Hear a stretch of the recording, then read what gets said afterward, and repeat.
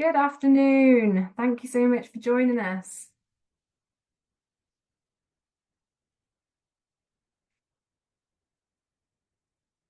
It's great to see the room filling up. So thank you so much. Hope you've had a good day thus far. We're just going to give it a minute for others to join us, and then we'll get started.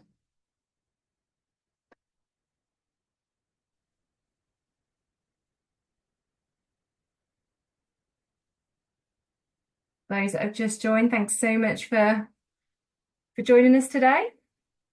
We will get started very, very soon. Really hope you've had a good day and you've seen some flashes of sunshine. There have been a few here, but not very much clouded over, unfortunately. So yeah, I think we'll crack on, shall we, Sarah? Yeah, let's go. Fabulous. Great to have you here for primary RSHE. Am I doing it right? We are really looking forward to hearing your questions towards the end of this session. We're planning on sharing some of our thoughts and support with you all over the next half an hour, 40 minutes, and then we will leave time for questions. So please do put any questions in the Q&A function if possible, just so we've got them all in the same place and we can keep track. Make sure we get to as many as possible. This session is really focused on general approaches to RSHE. So any really specific questions about Jigsaw, it's probably best we pick them up separately. We can follow up separately afterwards, but do pop them in the chat so that we're aware, and then we can decide which forum is best to kind of to take those from. So in terms of the aims of this session, we're going to be focusing on, first of all, why do we worry about getting RSHE right? Secondly, how do we get it right? Thirdly, how do we know we're getting it right? And then how can Jigsaw support you in getting it right as well? So that's a bit of an outline and an overview. In terms of who we are, I'm delivering this with my colleague, Sarah. So first of all, my name's Elanie Ademokun, and I am Programmes Director at Jigsaw Education Group. My background is in secondary teaching and leadership, and then in some time in the charity sector as well. I'm parent to two gorgeous children, and really the golden thread that has led throughout my career is putting children at the center of everything that I do, and that's what Jigsaw does as well.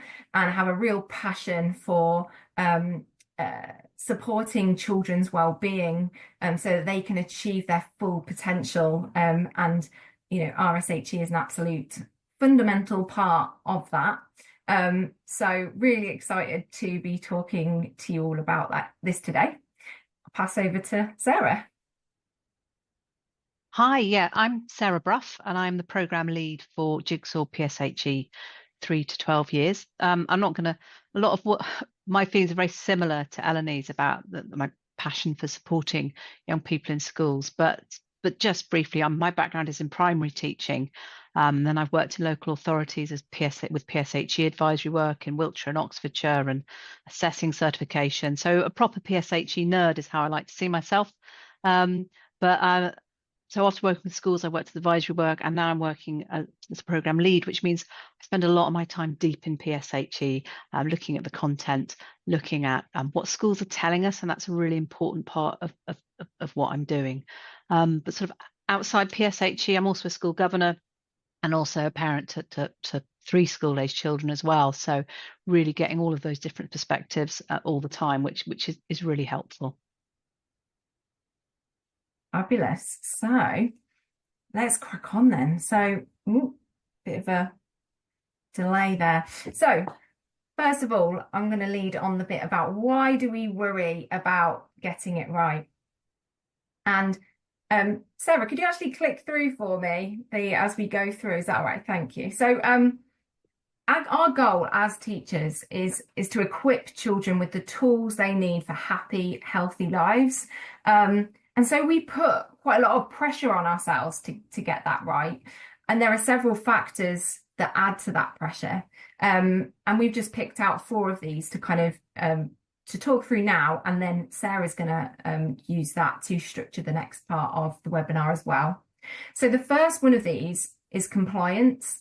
So as you're all aware, I'm sure, there was the RSHE guidance set out in 2019, which schools then went ahead and implemented alongside the complications of the COVID-19, the pandemic. And then this year there has been a consultation on new draft guidance, which has, although has not become the guidance as things stand, it has meant that there has been quite a lot of confusion in messaging around ensuring that we remain compliant. So that can be a real worry for us as teachers, is are we still compliant? To be really clear, everybody should still be following the 2019 guidance. There has been no change to that as things stand. And then the other complexities within that compliance are the challenges around balancing the need to meet those expectations that are built into the guidance, alongside the flexibility that is there to support the needs of individual students and the diverse communities that we have across the country. So how do we fit? How do we fit all of that together? How do we meet those expectations and meet the needs of our students? That can be a real worry for us. And also there are multiple stakeholders that are involved as well that can exert pressure. So school leaders, trusts, parents, media. It's a multi-layered and quite complex picture. So compliance can be one of those things that really makes us worried about whether we're getting it right or not. Another area is challenging topics. So within RSHE, there are topics that are more sensitive, are more challenging to teach potentially, and push us out of our own comfort zones to do so. And so we recognise that confidence is really crucial in being able to deliver that content in a way that is meaningful for young people. And alongside that, to enable that confidence, there's a real need there's an importance for team discussions and for thorough preparation. So, and that can be hard to find the time for. And alongside that, and meeting the needs of children, is thinking about the adaptations that are needed for the class that are in front of you as well. It requires a really strong relationships, in-depth knowledge of who you have got in your classroom, in order that you can prepare yourself for what they might share, and also what lived experience might be pertinent to the content that's being taught as well. And to do all that, you need to know how to establish a safe learning environment beyond the standard classroom kind of expectations, because of the nature of some of the subjects that are being taught. So the nature of the topics can be one of those things that we worry about in terms of getting it right. Another area can be around parental engagement. So there is a requirement within the statutory guidance to consult with parents, and there is a right of withdrawal for part of RSHE, as you all are aware as well. And we all, I'm sure, want to work collaboratively with parents, but sometimes the media portrayal of that relationship pitches parents against teachers or against school, as if we're on different sides, when actually that's totally misaligned to the reality. We all want the best for our children, but that can again add to the worry around RSHE.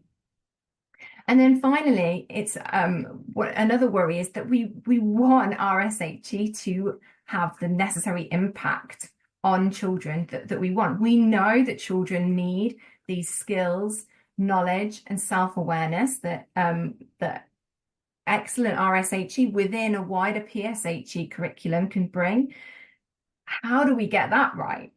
And then balancing PSHE with all the other demands on the curriculum and then the difficulty in finding that time for real reflection and evaluation of impact is another of those things that can concern us and make it a quite challenging area.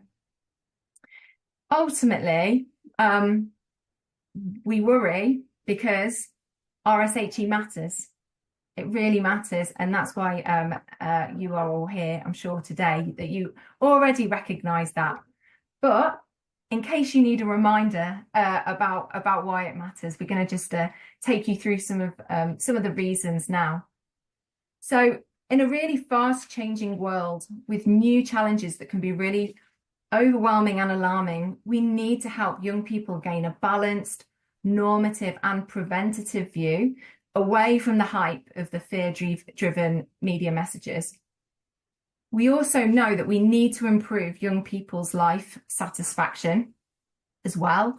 The latest PISA results showed that the UK's 15-year-olds have the lowest average life satisfaction in Europe. There are all sorts of other statistics that we could draw out here around young people's mental health, the wait for support, the levels of school absence and behaviour, kind of decrease in behaviour in schools, and there are lots of indications there that this really matters. And then and RSHE is a big part of improving those outcomes for children. First of all, RSHE, it helps to keep children safe. A recent report into how relationships education helps to prevent sexual abuse highlighted that a whole school approach should be adopted by schools to enhance learning as well as supporting pupils. So it's a fundamental part of keeping children safe. RSHE is also an evidence-based solution as well. So a report from 2017 that's actually been reinforced again in a report released earlier in September this year, that well-planned RSHE impacts positively on young people's health and well-being as part of an inclusive PSHE curriculum from an early age as well. So there's a growing evidence base for the importance and impact of RSHE within wider PSHE on children and young people. They're also, young people are asking for RSHE. The Sex Ed Forum did a poll earlier this year about what children are saying about RSHE, and there was a cry from them for more about consent, about pornography, around LGBTQ+, and amongst other topics as well. So if we're wanting to listen to what our students are telling us, our pupils need, we need to listen and make sure that we are carving out that time for RSHE that it needs. And it also supports digital literacy. So RSHE within PSHE can provide that safe space for discussing the risks and the benefits away from the kind of the fear mongering that there can be into a pragmatic, practical space that can help children to make those decisions for themselves and be really informed citizens. So I'm going to hand over to Sarah now. So I feel like I've really framed it, hopefully in not too much of a challenging, negative way, but to now set us up for thinking about, well, what do we do about it? Then how do we overcome these worries and these challenges? So I'll pass over to Sarah. Thank you, Elanie. Yes, I'm assuming that everybody who's here already has a fair understanding. So I'm going to go through those 4 areas that Elanie set out. And I'm hoping that although there is obviously a lot we can do to help us get it right, that you will look at a lot of this and go, yes, we're already doing that. Yes, we're already doing that. But hopefully there'll be some things as well that you can then consider. So try not to be, I don't want anyone to think of there's so much we have to do, because I think you'll find there's a lot that you are already doing. So how do we get it right? Going back to that compliance, and as Elanie said, the messaging about compliance has been confused by reactive and sometimes quite inflammatory media coverage, which is making it difficult for schools, with messages about what is and isn't statutory coming from a variety of sources. And this just makes it harder for us to be confident and deliver that high quality PSHE. But going back to that point, please keep your confidence in that 2019 DfE guidance. There hasn't been any recent new statutory guidance. It's still there, it's still on the DfE website, and the last update on it was 2021. And you can see that really clearly when you look at it. So please do look at it. And as mentioned already, that draft RSHE guidance document was published for consultation in May, and there was talk of it being released in a final version this autumn. There's no indication of that at all from the current government, that this is going to be turned into actual guidance now. So we're not expecting anything in the near future. So using that 2019 guidance is key. And all the indications are now looking that RSHE is going to be included along with other curriculum areas in the curriculum and assessment review. And the final guidance from that is not expected until the autumn. And we've been assured that there will be lots of time for schools to implicate and put in place any changes that are needed. So we can still work confidently from that guidance. And there's some good stuff in there. So, but please do, as part of that, take part in that consultation. It is still going on now in November. There are face-to-face events. You can sign up on the DfE website to give your views in the documentation, or to attend online meetings. And you can also sign up directly with the DfE for updates. So if you do that as well, you can find that some of that update information, when it comes, will come straight to you and your inbox as well. So make your voice heard and find out where to get that. Another part of compliance which can be confusing is to do with parents and carers, which we're going to look at in a minute. But you need engaging with parents and carers on your policy, and sharing this on your website is actually part of compliance. It is statutory for schools in England. We know it's good practice, but this is unlike other curriculum areas because it's statutory for you to have that as actually published on your website. You don't have to have a separate RSE policy. It can be part of your PSHE or your RSHE policy, but it needs to be there. We would recommend that you set it in that wider context, but you do have to have that. So you're going to do it, make sure it's really useful. Make sure it's useful to you and to the parents and to all the staff in your school to help you deliver that PSHE. And do consider using a trusted external supplier to make sure that your resources are kept up to date. It's really difficult to keep up with. It's not just the changes in the guidance, but we know that in that guidance, you're expected to be responding to research, good practice, and data and information. So it can be really helpful for you to use an external supplier to do that, because it's just to help you keep up to date and find out what's happening. Let me come to once we've got all of that in place, how do we get it right when we're teaching the challenging topics? I mean, there's so much we could say on this. This is a very much a brief overview. But the thing which we do keep coming back to, and schools keep coming back to, is building our safe learning environment with clear shared expectations that we revisit. So our approach to PSHE is sometimes different to that of other curriculum areas, and we need that specific set of expectations, a charter or rules. Shared expectations for these lessons is really key. In RSHE, every child needs to feel safe to share their ideas, and also they need to feel safe if they can listen and fully participate in the lessons. So it needs to be built into every lesson from the beginning of the year, whatever the topic. And alongside that, then the children feel confident when we start using distancing techniques. And then we've got these shared strategies to make sure that that learning environment is safe and clear for everyone. Obviously, as in any other subject, you're going to plan out for the needs of your class and using your professional judgment for that. And again, though, with PSHE, there may be differences in how you might need to make those adaptations in advance. There may be times when you might choose to use to move content due to a child's or even an adult's personal circumstances to make sure that that's comfortable for everyone in the classroom. If you feel, for example, that something maybe shouldn't even be taught in that term, there may be something that's happened in the community or in a child's family, do then make sure that you liaise with colleagues to make sure that that crucial learning isn't missed entirely, that there is an opportunity for it to be revisited at another time. But sometimes these things happen and we need to feel confident in making sure that we're all comfortable and able to learn in those lessons. We also got tricky explanations.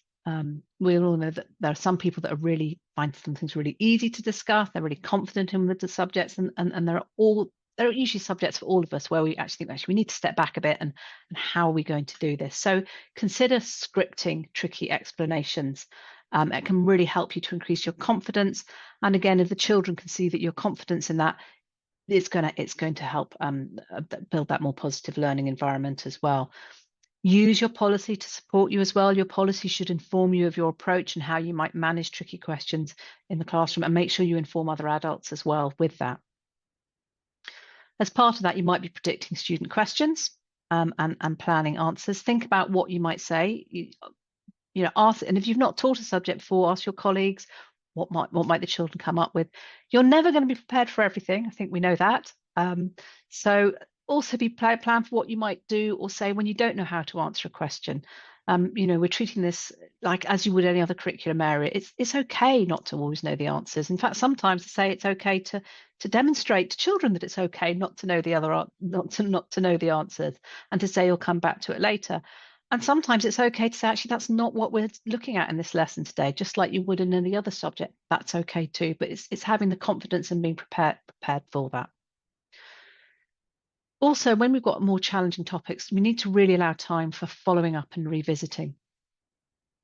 Sometimes in a lesson, children may be very actively participating and talking about things, but they may take things away and think about it and then have further questions and want an opportunity to talk about that further. So, building things into a medium-term planning, and actually also then revisiting things as children learn and grow, and their experiences, their lived experiences outside school change, ensuring that we're not just teaching topics as a one-off. How do we teach it age appropriately, revisiting it through the school and maybe through a half term? And children know when they can come back and talk to you about something even maybe the following week or a couple of weeks later, making sure that that's all there. A lot of this is advocating for staff training time as well. And I don't just mean staff going and attending training and individually, but also that time, which is really important, where we get together and we talk and we reflect and we discuss what's working and what's not working and what we need more support with. That's really, really key as well for helping us with challenging topics in our schools. And again, if you are doing that, you consider, going for external support with training. There are some topics which you'll be able to explore together, and sometimes you may decide you need to get external support, either going using websites, but you may also consider you actually want to get somebody in to work with staff as well. And I'm saying staff and not teachers because I just want to make sure we don't just mean teachers, we mean all of the adults that are working in the school with children, TAs and other adults that might be involved in a whole school approach to RSHE. Returning to parental engagement, as I said, this is a statutory expectation, but also good practice. There can be a tendency to talk to parents in the summer term when we're looking at puberty or sex education, which is when these topics are often taught. But we make sure you build those relationships right from the beginning of every academic year. We need to show that we're carefully building all of this into wider learning. We're including parents in a conversation about RSHE. So you can use existing meetings, or you can have special RSHE meetings or PSHE meetings. Use your newsletters, use existing systems that you've got in school. We're not picking out subjects and going, oh, we're teaching about this. We're saying this is part of our natural learning and what we're doing in the school. So use what you've got, and that can help to build your open door policy, inviting parents into that two-way conversation. And when we're having those communications, remember our common purpose. we are all looking to nurture and support children's well-being and safety. So we're as Elanie mentioned earlier, we're looking to build the same things. Do remember we can't promise to make changes. If a parent has a specific concern about some content and they don't want it taught, there's often very good reasons. It might be something they've heard. There are all sorts of reasons why they may be having those conversations with you and they've come forward. We can't promise to make changes that prevent us from teaching statutory content, but we can listen and consider how and where we might make adaptations where possible, where we feel it's appropriate. You can use your professional judgment and your support structures to do that and explain to parents what you're doing. As part of that, though, identifying what the needs of the school community can come through those conversations, which might reflect on your content, and also what information you're using, being clear with parents about that. You might be using local data, you might work with school nurses and what pupils say, but also what can parents tell you that can inform your practice. So when we say audit here, it just means we're reflecting how can you ensure that you're engaging and identifying needs, and also looking at how as a team are you making sure that you're staying accessible to all parents. Are there some parents that you feel maybe you're not accessing or who don't feel confident coming forward or that you could engage with? Meet parents where they are. You might sort of be using accessing other parents' meetings that are already there. I spoke to a school recently where every half term they took a table out onto the playground and shared some of the resources they were using for PSHE at pickup time, so parents could just casually come along and have a look. Think about what's going to work for your school. And again, the parental access is something which is recommended for schools, and what that means is that parents are able to access and view any external resources that you are using. So when you are using external materials, really make sure that there is a way that parents, as part of your engagement, are able to have a look at those materials and see them, and then come to you and you can explain how you use those in school. So that's all there as well. Impact of PSHE is something which a lot of people talk about, and it's clearly difficult because it's difficult to measure and evaluate something that we are teaching, which we are thinking about. What is the impact going to be in the long run as well as immediately? We all know that in PSHE, the RSHE within that, we're looking at setting up children skills and knowledge and understanding for life. However, there is research which draws together the characteristics of RSHE that has a positive impact on young people's learning and behaviours. So we can use this research and consider how to apply that to our practice in school. So we know that to have an impact, the RSHE needs to be embedded within a comprehensive spiralized PSHE curriculum. So it's building year on year, giving children a chance to revisit topics and put it into their framework of experience, to explore topics in different ways from different angles. So we know that that makes a difference. That includes building meaningful space into lesson to explore and build skills in a way that's relevant to young people at that time. So a knowledge-only curriculum it's not only less engaging, but it's not building those skills and attitudes that young people need to be exploring and practicing. So we need to have time and space to do that. We know it's difficult.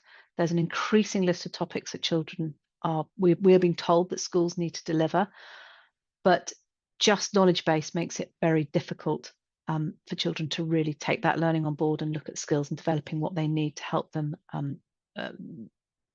use those skills in a way that is meaningful. So as part of that, we need to make sure that the lessons are engaging to all, but also inclusive. So when we say make lessons inclusive and reflecting diverse experiences, we're not just saying through the images we use or specific words as such, but actually how are we including and inviting all children's views and experiences into each of those lessons? How are we allowing them all to find a way to share their ideas in a way that is relevant to them as individuals? And again, this part of this comes down to building that space and then building that sense of belonging and being part of that classroom.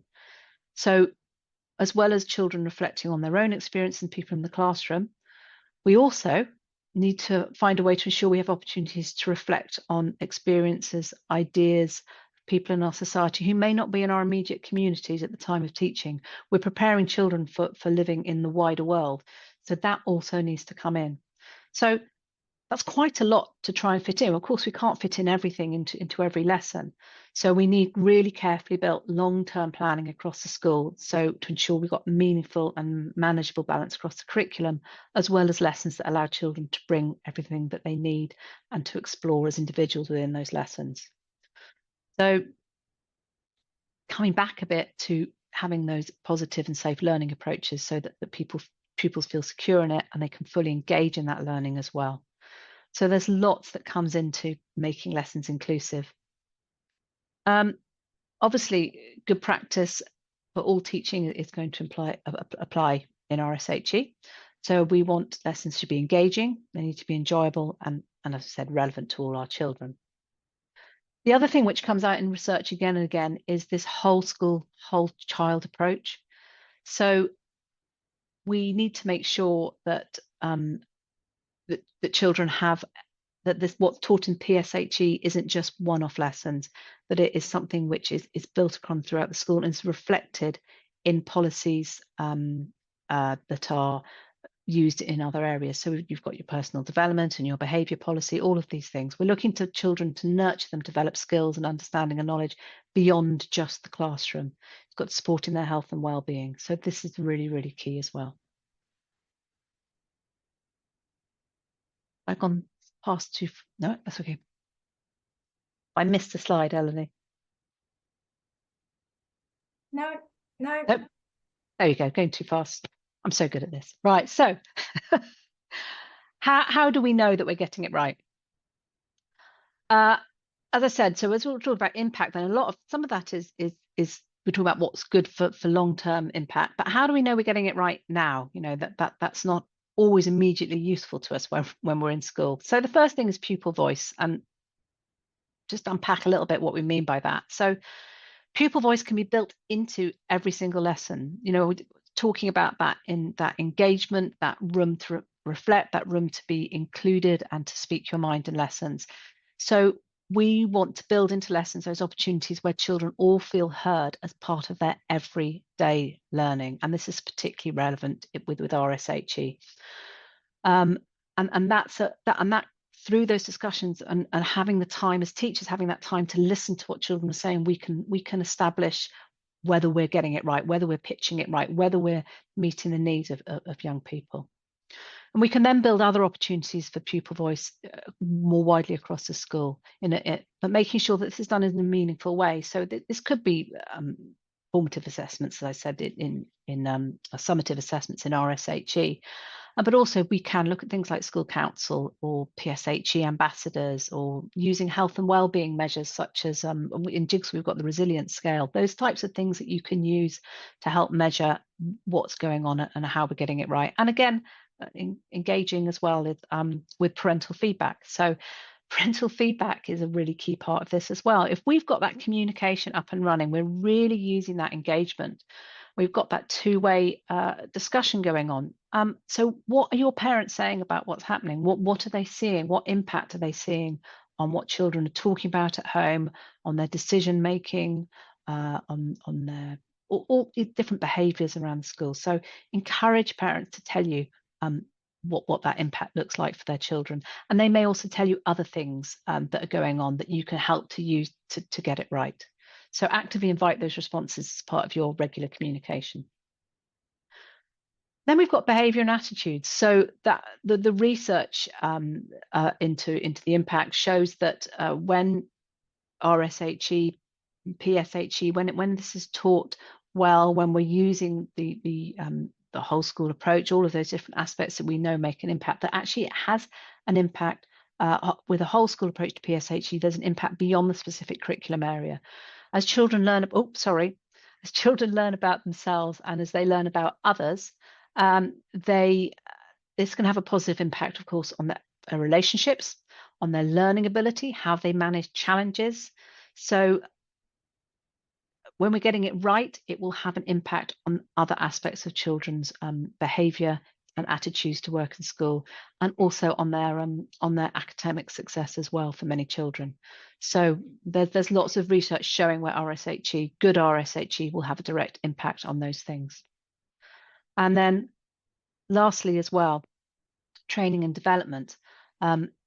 What we mean by that is using your training and development to reflect and build on how you're getting it right. So when you're using things like lesson observations and peer review, you're sharing good practice in PSHE and talking about what works, what's working in your classroom, what could work better, what are you finding out. So actually that all feeds into how you know whether you're getting it right or not. You know, looking at how children respond in one class or how they respond in another. Why is that? How could we adapt that?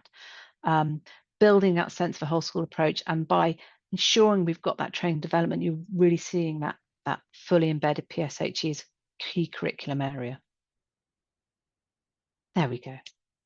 Back at the right time. Sorry, Elanie. Thank you, Sarah.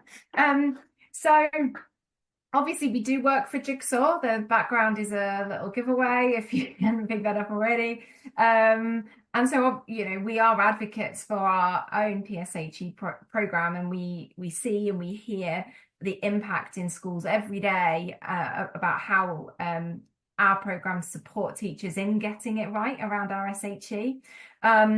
So I just wanted to highlight to you what we do offer, if you're not aware, if you're not already a Jigsaw school. So we provide that whole child, whole school approach that Sarah's just referenced. The evidence, the research shows is the most, you know, the most impactful way of approaching this. I've seen a question in the chat about providing the support. We will share these slides. The references, we will share these slides after the webinar. We'll make sure that there's the links to the research on the final slide of the slide deck. But yeah, what we also offer is that spiral curriculum to ensure that key topics and so that knowledge is built over time, over the years as they revisit the puzzles that we have within our program. It comprehensively covers, it goes beyond the statutory guidance and reflects best practice pedagogy, both in terms of teaching and learning and also the subject-specific expertise around PSHE. We provide dedicated teacher support through training, through mentoring, through advice, and provide all of the mapping and policy documents as well to save you time. Parents can access the materials through our portal as well. And we're always just a phone call away, so 8 until 5 every day. We are there, our school support team are there to answer any questions. The best way to kind of get a sense of what we can support you with is to book a demo. So if you'd like to do that, then scan the QR code that's on the screen right now. Or if you would like to just find out more, then there's our website as well where you can, but we're going to take Q&A. Before we move into Q&A, it would we'd love to hear your feedback as well. So even if you don't have any questions for us, please do just scan. I probably went too quick through the other. There's another. I'll go back to that other QR code in a minute as well.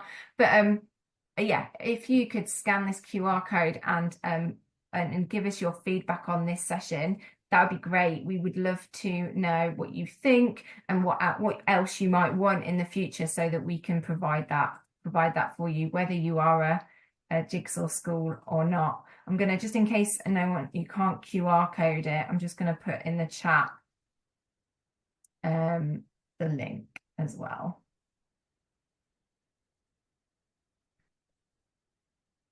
There we go. Thanks, Ellen. I'll pop back to that other QR code as well in case I was too quick on that. So we've got a question from Helen, Sarah, about how often should you consult with parents? Yes, and Helen was very keen and did exactly what I would do, which she put it in the chat as well, and I'd started to answer it in there, so it's been double. But as I have put, the DfE moved. Initially, they talked about consultation. They moved to the term engagement, which I think is a much better term. So every time you review your policy, you are expected to engage with parents about that, but actually really look at engagement being an ongoing process, which is why when we talk about compliance, just keep a record of the different ways that you're engaging with parents, what feedback you're taking, because that's that's more meaningful, and it shows that it's a two-way conversation rather than we're doing a policy. You know, you can as a bare minimum, I suppose, send out a policy, ask for comments, and then publish it. But actually, good practice engagement is an ongoing process.